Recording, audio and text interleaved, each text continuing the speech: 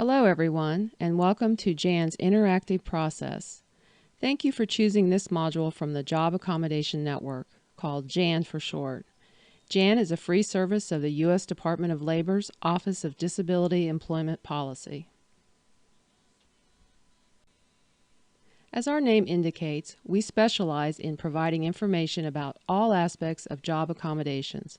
We also provide information on the employment provisions of the Americans with Disabilities Act, or ADA for short, and self-employment for people with disabilities. All of the information and services we provide are available free of charge. We've been around for over 25 years, so as you might imagine, we've heard just about everything there is to hear about job accommodations. Over the years, one thing we've come to realize is that it's very useful to have a process to follow when working through job accommodations. A process not only helps ensure consistency and successful accommodation outcomes, but also helps show that an employer has made a good faith effort to comply with the ADA. If you're learning about the accommodation process for the first time or dusting off your process after years of neglect, you're not alone. A lot of employers are currently reviewing or developing for the first time their accommodation procedures, mainly because of a renewed interest in the ADA after it was amended in the latter part of 2008. As you probably know, the ADA Amendments Act broadened the definition of disability. The rest of the law did not change. Everything you already knew about non-discrimination and reasonable accommodation stayed exactly the same. But if more employees now meet the definition of disability, it follows that more employees will now be entitled to reasonable accommodations, so employers want to make sure they understand what is required. And I'm sure most of you also know that one of the things the ADA requires is that employers provide effective, reasonable accommodations for employees with disabilities. To help determine effective accommodations, the Equal Employment Opportunity Commission, EEOC, the federal agency that enforces the employment provisions of the ADA, recommends that employers use an interactive process, which simply means that employers and employees with disabilities who request accommodations work together. However, the law itself doesn't spell out what the interactive process will look like, so there isn't a specific process employers have to follow. In this module, we're going to provide you with a sample interactive process that can be used in any workplace. The process we've come up with is based on real-life examples we've had of some of the issues employers face when processing an accommodation request. After each step of the process, we've included one of these real-life examples to illustrate the step. Before I talk about our process, I want to mention to you that you may have a process that you think works better in your workplace. And if so, that's great. Continue using it. But for employers who don't have an effective accommodation process, we hope that the information we provide today will be useful. So let's take a look at our step-by-step interactive process. The interactive process, as you can probably guess, starts with an accommodation request from an employee with a disability. So it's important for employers to be able to recognize a request. So what constitutes an accommodation request? According to the EEOC, an individual may use plain English and need not mention the law or use the phrase reasonable accommodation when requesting an accommodation. That means that any time an employee indicates that he's having a problem and the problem is related to a medical condition, the employer should consider whether the employee is making a request for accommodation. If you think about it, this is a fairly easy rule to remember, so even if you don't train all managers and supervisors how to process an accommodation request from start to finish, you should at least train them how to recognize a request and who to notify that the request was made. Let's look at an example. An employee is currently on leave under the Family and Medical Leave Act for a serious health condition. As he is approaching the end of his 12 weeks of FMLA leave, he notifies his employer that he will need additional leave beyond the FMLA 12 weeks. Do you think this is an accommodation request? The answer is yes. Even though the employee didn't specifically state that he would like to request leave as an accommodation under the ADA, this is still an accommodation request. Remember, there is no specific way an employee has to ask for an accommodation. The employee informed his employer that he needs more leave and that the leave is needed because of a medical condition, and that's enough for an accommodation request. Before we move to the next step, here are tips for Step 1, recognizing accommodation requests. Err on the side of caution. If it isn't clear whether an employee has requested an accommodation, the employer should ask the employee to clarify what is being requested and why. Act quickly. Once an accommodation request is identified, the employer should respond immediately. Unnecessary delays in processing an accommodation request can actually constitute a violation of the ADA. Assign responsibility. Employers should assign at least one person to be responsible for making sure an accommodation request is processed so the request isn't lost on someone's desk. Conduct training.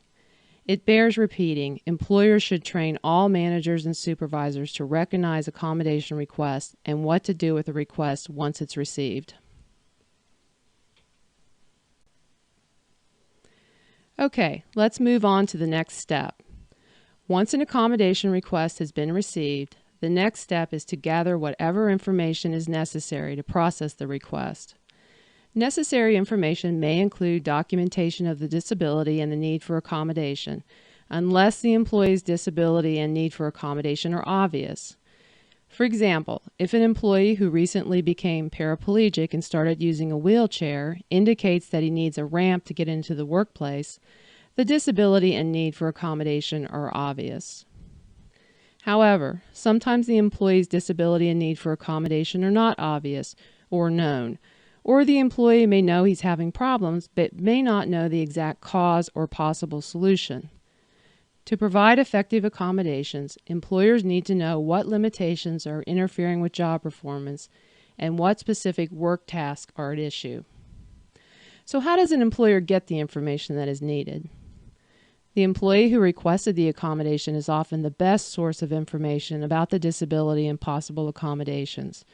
But if the employee can't provide the necessary information, then medical documentation can be useful.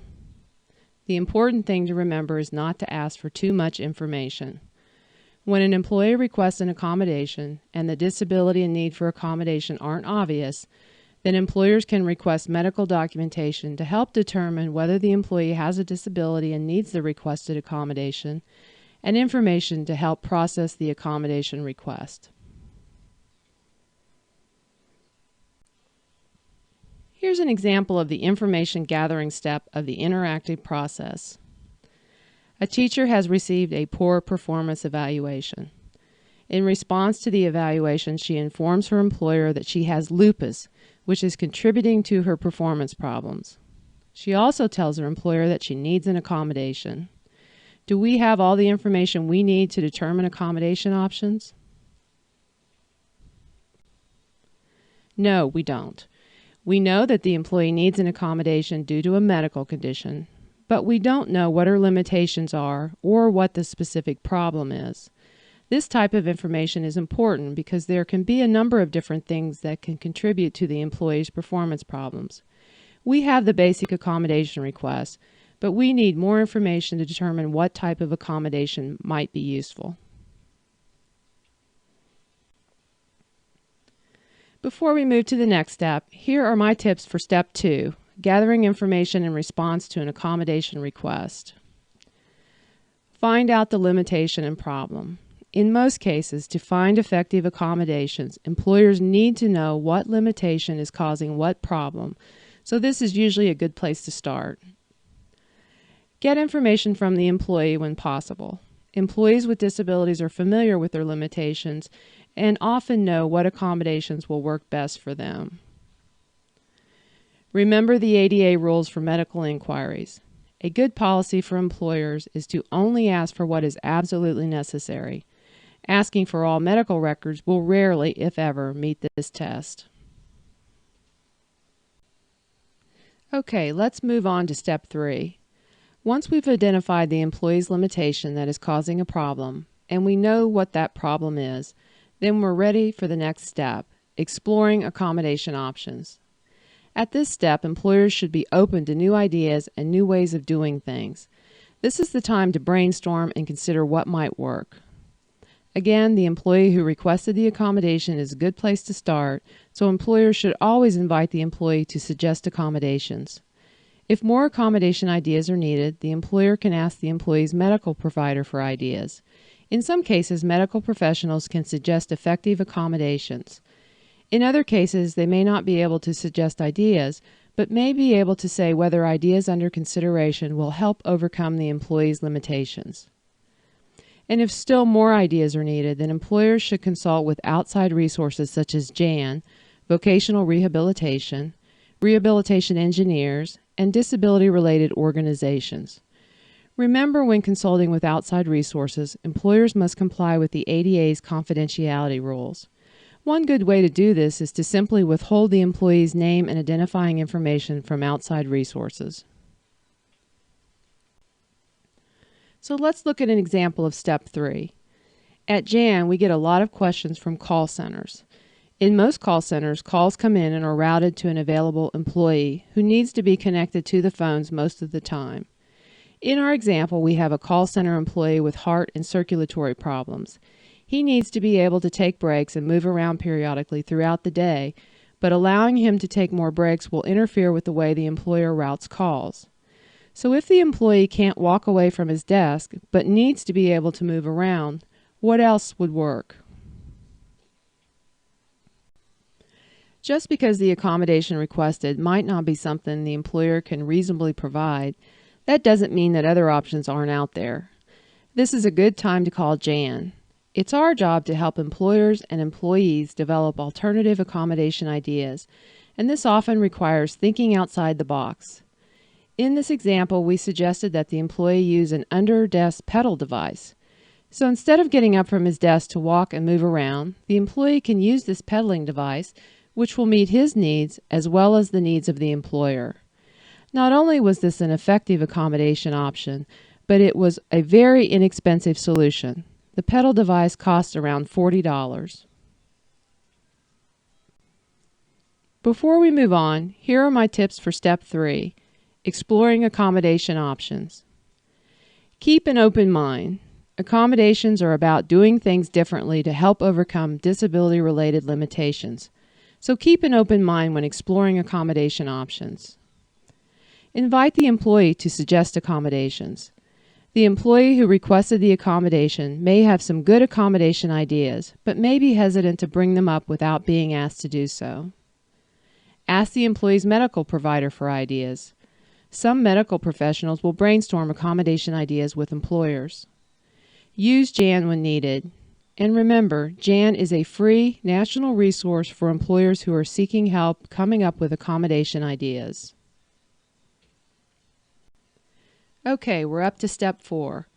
Once accommodation options have been explored, it's time to choose what accommodation to implement. If there's more than one option, the employer gets to choose among effective options and can choose, for example, the lowest cost accommodation. However, when possible, employers should consider the preference of the employee. Why? We all like to have some say in the way we do our work and the equipment we use. It's human nature. And when we have some say, we tend to be happier and more productive in our work. So while the ADA doesn't require employers to give employees the exact accommodation they request, from a practical standpoint, it makes sense to do so when feasible. But what if the employer isn't sure what accommodation will work? One thing we hear from employers is that if they aren't sure whether an accommodation will work, they're afraid to try it because they think that if they try it out, they'll be locked in forever. This isn't the case. Employers are free to try accommodations and stop them if they don't work. One thing employers might want to do when testing accommodations is to make a written agreement with the employee that the accommodation is being tested, how long the test will be, and what will happen if the accommodation doesn't work. That way, no one's surprised when the accommodation is revisited down the road. Let's look at an interesting example of Step 4. A customer service representative with diabetes had strong body odor that couldn't be reduced until her diabetes was under control. The employee requested to work at home, but the employer was exploring putting up cubicle walls and having an air purifier in the employee's work area instead. The employer was concerned about isolating the employee by having her work at home because the ADA prohibits unnecessary segregation. So how should the employer determine which accommodations should be provided?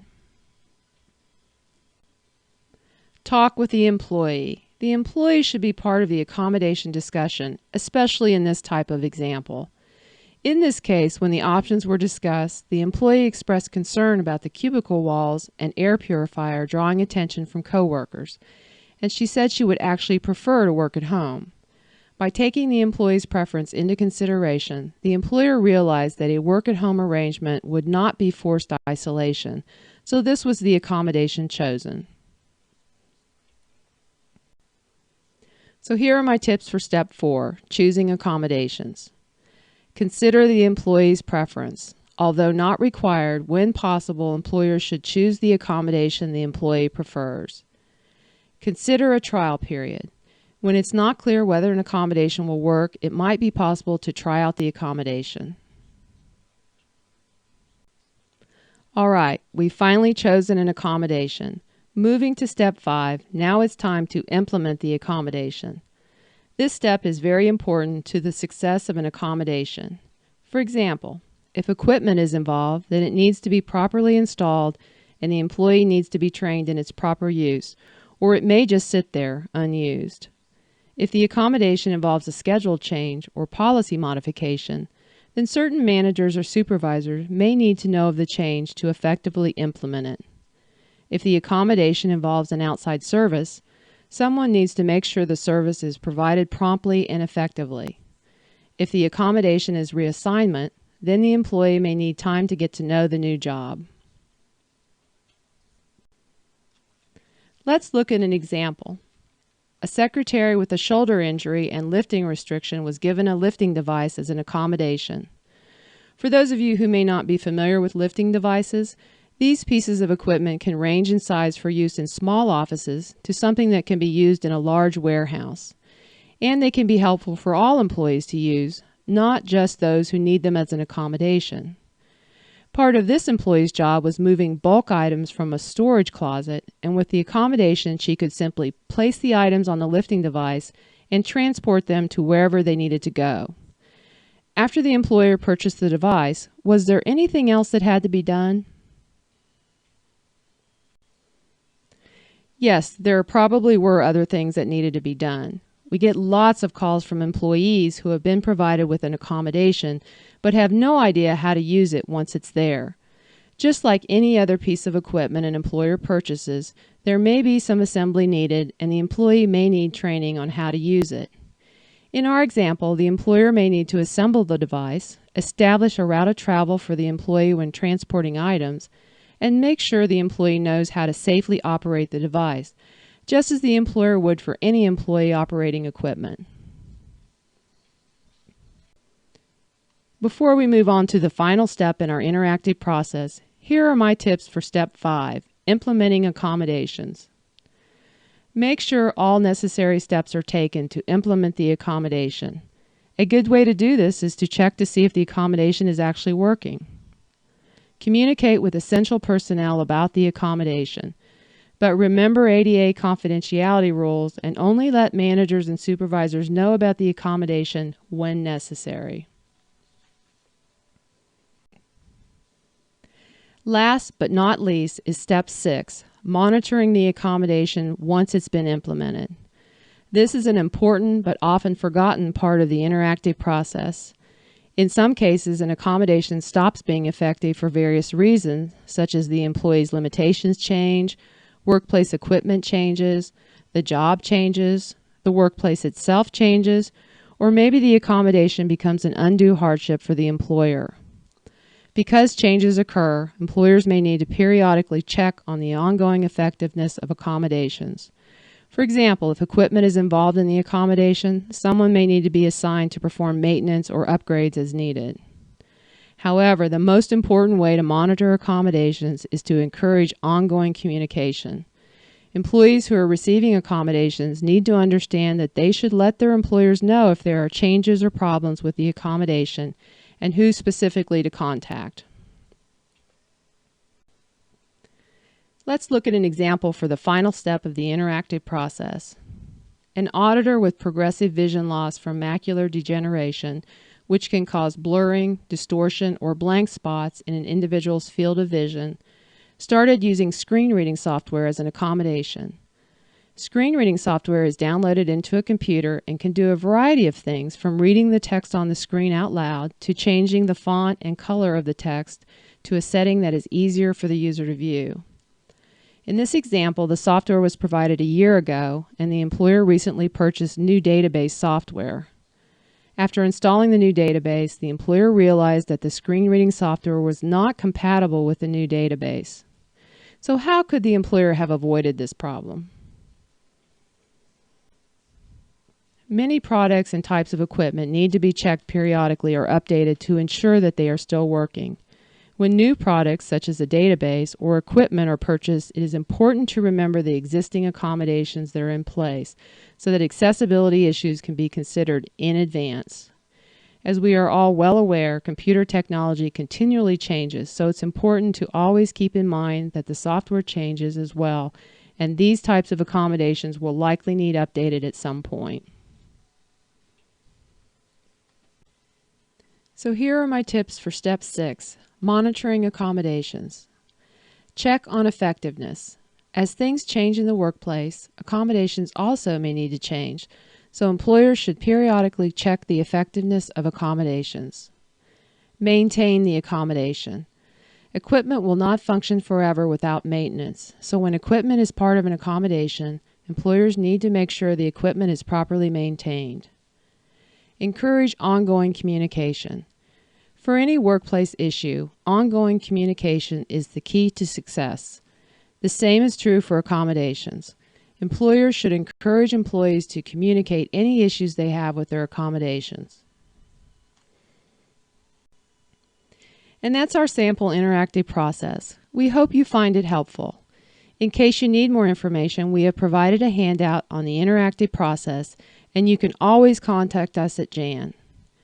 You can reach us toll-free at 800-526-7234 for voice, or 877-781-9403 for TTY, or visit us on the web at askjan.org. You can also find us on Twitter, Facebook, LinkedIn, and other social networks. We hope to talk to you soon, and again, thank you for making Jan a part of your training program.